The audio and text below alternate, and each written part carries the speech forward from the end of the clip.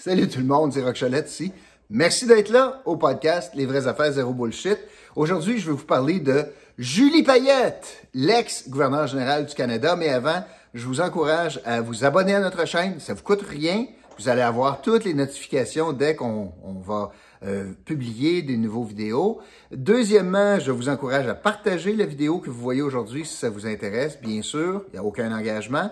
Je vous encourage aussi à cliquer sur le lien que vous voyez dans la description, ce qui vous permettrait non seulement de gagner 100 $ par semaine, mais aussi de bénéficier de rabais allant de 1 à 30 % sur vos achats en ligne. Donc, je vous le disais, je vais vous parler de Julie Payette aujourd'hui, la gouverneure générale qui a démissionné un peu dans la honte de relations de travail excessivement tendues dans son bureau. Et donc, le premier ministre a accepté la démission après avoir commandé un rapport indépendant et le rapport est tombé. Et les conclusions sont accablantes contre l'administration actuelle à Rideau Hall. Donc, Julie Payette, pour qui il y avait encore 2 ans de mandat devant elle, c'est la première fois que ça arrive. Écoute, c'est pas une job que tu quittes là, juste comme ça. Là. Gouverneur général, c'est 300 000 de salaire. Tu as des serviteurs, tu as une maison, tu as la gloire, tu as ci, puis tu as ça, puis c'est pas très forçant. Je vais revenir d'ailleurs sur l'histoire que c'est pas très forçant. Il y a beaucoup d'enjeux en lien avec cette démission-là, et débutons avec le début, là. C'est la nomination de Julie Payette. Les conservateurs avaient décidé de dépolitiser le système en créant un comité pour aider le gouvernement à faire une décision. Donc, le conservateur avait créé un comité. M. Trudeau a démantelé tout cela et il a décidé de faire à sa tête et a nommé Julie Payette il y a quelques années, en 2017. Manifestement, la vérification des antécédents puis du profil, il y a eu un problème. Parce que ce qu'on apprend, c'est que les enjeux de ressources humaines autour de Julie Payette sont présents depuis plusieurs emplois qu'elle a détenus. C'était connu. On n'avait pas besoin d'être un génie des enquêtes pour découvrir qu'il y avait des enjeux de ressources humaines puis qu'elle traitait le monde un petit peu de façon cow-boy. Et elle haïssait pas ça, ridiculiser les gens qui semblaient moins intelligents qu'elle. Pourquoi je vous parle de cela? Eh bien, la première chose dont je veux jaser, là, c'est l'histoire de la nomination. Donc, M. Trudeau voit dans le fond un retour de l'élastique, là, parce que manifestement, il y a eu quelque chose qui n'a pas fonctionné. Il a décidé de politiser le geste. Il était bien content de nommer une femme scientifique au poste, en prenant donc tous les honneurs d'avoir nommé une femme scientifique à ce poste-là, en faisant fi donc du comité qui a aboli. Et là, on demande, je ne sais pas si vous entendez Bubble, mais il mange puis il boit, puis c'est fort, hein? Ben, c'est ça. Et là, la question qu'on pose, c'est, M. Trudeau, est-ce que les vérifications d'antécédents ont été faites?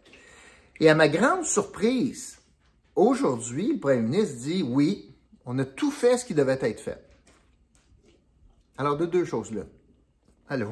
De deux choses là, OK? Ou bien, ce qui a été fait, c'est pas suffisant, puis ils n'ont pas vu les impacts, puis les façons de faire de Julie Payette. Alors, ou bien ça a été donc mal fait, ou bien ça a été bien fait. Et M. Trudeau le savait. Et il l'a nommé quand même. Et aujourd'hui, moi, j'ai senti que c'est à peu près ça qu'il a été obligé de dire. Il a dit, ouais, on a tout fait ce qui devait être fait. Bien, ça veut dire qu'il le savait. Il dit en même temps, ouais, mais on veut améliorer ça, là, la façon de procéder aux vérifications d'antécédents. Bien, j'espère.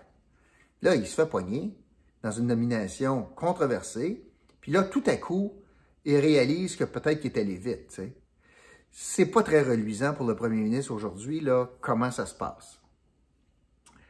Bon, ça, c'est sur la question de est-ce que M. Trudeau a une responsabilité? Manifestement, la réponse, c'est oui. Il a une responsabilité dans l'échec que l'on vit. C'est lui qui, ultimement, a exposé les employés de Rideau Hall qui travaillent pour le gouverneur général à ce genre de traitement.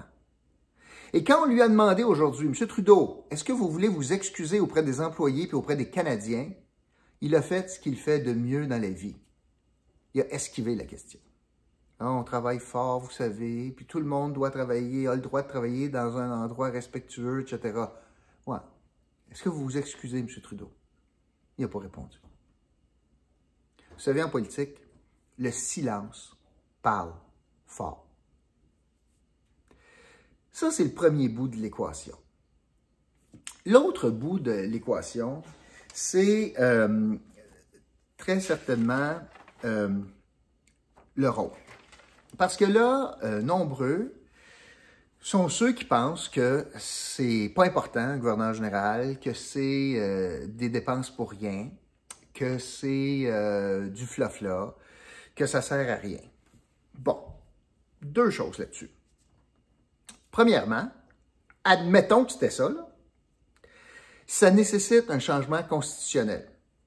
Est-ce que vous avez idée de l'impact de débuter une ronde de négociation pour ouvrir et changer la Constitution? Parce que tant qu'à ouvrir la Constitution puis changer quelque chose comme ça, tous les premiers ministres vont lever la main en disant « OK, mais si on fait ça, moi je veux qu'on change telle affaire, et peut-être que le Québec pourrait réintégrer le giron constitutionnel canadien. » Pensez-vous vraiment que M. Trudeau a un intérêt, un appétit, à quelques mois d'un déclenchement possible d'une élection générale au Canada, d'ouvrir une ronde de négociations constitutionnelles pour abolir le poste de gouverneur général? Ben non. Mais au surplus, il en demeure pas moins que parmi l'ensemble de ses fonctions, parce que commandant en chef, etc., ou le commandant en chef, là, le gouverneur général, il y a un rôle fondamental, excessivement important, que le gouverneur général joue, et que, demain matin que ça n'existe plus, cette fonction-là, ben, il devra y avoir quelqu'un qui joue ce rôle-là pareil. Appelez-les comme vous voulez, concierge premier rang, appelez-les, peu importe. Le rôle qui incombe donc à quelqu'un de s'assurer qu'au Canada, on a toujours un premier ministre et un gouvernement. Je m'explique. Particulièrement présentement, dans une situation de gouvernement minoritaire, le premier ministre, si jamais il veut aller en élection ou s'il se fait défaire en chambre, ben, il doit aller demander à la gouverneure générale, dans le cas présent, ou à quelqu'un d'autre aurait ce rôle-là, de dissoudre le Parlement. À ce moment-là, cette personne-là a le choix de dire oui, on va en élection générale, ou pourrait demander au parti d'opposition s'il a la confiance de la Chambre pour gouverner. Donc, c'est très important. Vous pensez que c'est académique, puis voyons donc. Non, c'est pas. M. Harper l'a vécu. Et dans un gouvernement minoritaire, c'est excessivement important d'avoir quelqu'un qui est capable de jouer ce rôle-là, à savoir, je veux m'assurer que quelqu'un est capable d'avoir la confiance de la Chambre pour former un gouvernement. C'est ça, ultimement, la job la plus importante du gouverneur général. Puis si c'est pas le gouverneur général qui assume cette fonction-là, c'est quelqu'un d'autre. Donc, à mon sens, c'est un débat stérile que d'ouvrir cette boîte de Pandore, à savoir est-ce qu'on devrait abolir le poste de gouverneur général, pour deux raisons, je le résume. Premièrement, on ouvre une ronde de négociation constitutionnelle, mais surtout, on va changer 4,25 cents pour une pièce, qui de toute façon, il y a quelqu'un qui va falloir qu'il cale le shot, à savoir, est-ce que je dissous le Parlement, est-ce que je demande donc de déclencher une élection générale ou est-ce que je demande à quelqu'un d'autre s'il a la confiance de la Chambre pour former un gouvernement? Parce que le rôle fondamental du gouverneur général et ou de quelqu'un d'autre, ça sera de s'assurer que le Canada, il y a un premier ministre et il y a un gouvernement. Ça nous assure notre démocratie. Quand on dit quelqu'un d'autre, vous voyez présentement que depuis le départ de Mme Payette hier, bien, c'est le juge en chef de la Cour suprême, selon les règles établies, qui assume le rôle de gouverneur général. C'est correct. C'est prévu pour ne pas avoir de blanc, pour ne pas avoir de trous, de vacances. C'est prévu comme cela. Par contre, moi, je pense que ça soulève des enjeux importants. Imaginez que le gouvernement, mettons là qu'on fait un fast-forward sur le tape, là, puis que, bon, c'est le juge, l'honorable M. Wagner, qui donc assume l'intérim, et que le gouvernement est défait demain. Ça n'arrive pas, là. OK, on est en théorie, là. gouvernement est défait demain. M. Wagner a beaucoup de responsabilités, donc, à décider est-ce qu'on lance une élection générale, puis est-ce que je demande à M. O'Toole de former le gouvernement avec une coalition des néo-démocrates, etc. Et toutes ces décisions-là, ultimement, pourraient être contestées devant des tribunaux, qui, ultimement, pourraient revenir devant lui, à la Cour suprême. Il ne siégerait pas, bien sûr. Mais ici, on a un cas flagrant où on a une absence de séparation de pouvoir. De façon intérimaire, bien sûr. Mais la différence entre, bien sûr, le législatif, l'exécutif et le judiciaire. Vous rappelez que le législatif, c'est là pour voter des lois qui nous gouvernent. Le gouvernement, c'est-à-dire l'exécutif, est là pour faire appliquer les lois puis les mettre en œuvre.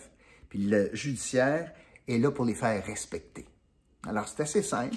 Pas compliqué. Quand vous entendez ça, là, les trois pouvoirs, la séparation des pouvoirs, c'est excessivement important dans notre régime parlementaire puis notre régime démocratique au Canada. C'est-à-dire qu'on divise ça en trois. Il y a du monde qui vote des lois, il y a du monde qui ont la job d'appliquer les lois, de les faire mettre en œuvre, de les mettre en œuvre, puis il y a une troisième gang qui est là pour faire respecter la loi, les tribunaux. Cette séparation de pouvoirs-là, c'est essentiel au bon fonctionnement de nos institutions démocratiques.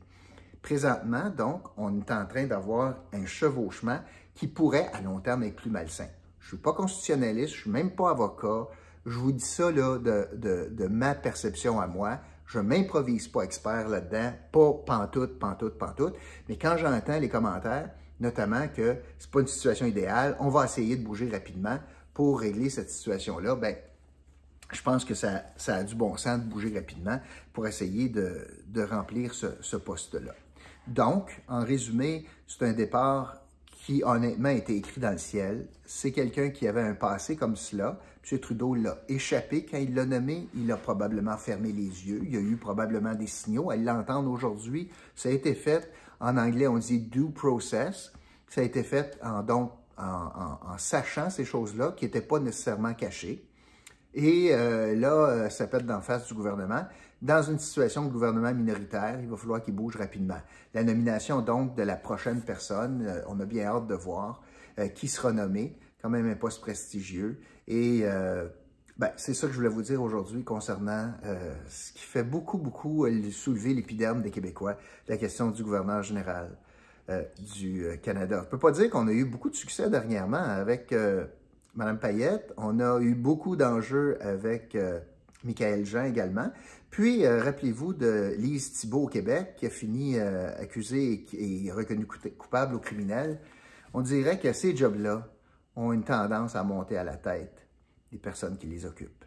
Voilà, c'est ce que je voulais vous dire. Merci beaucoup d'avoir été là. Je vous retrouve bientôt pour un autre podcast, Les vraies affaires, zéro bullshit. Salut tout le monde.